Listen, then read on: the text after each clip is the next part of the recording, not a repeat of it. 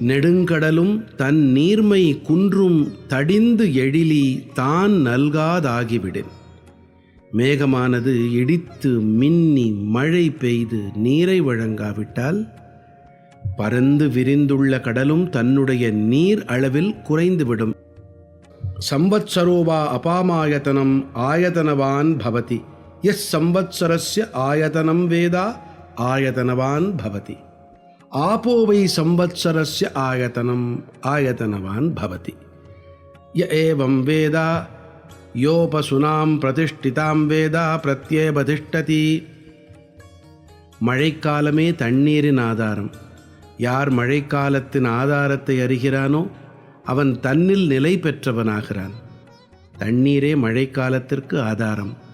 யார் தண்ணீரின் ஆதாரத்தை அறிகின்றானோ அவன் தன்னில் நிலை பெற்றவனாகிறான் என்கிறது தைத்திரிய ஆரண்யகத்தில் வரும் மந்திர புஷ்பம்.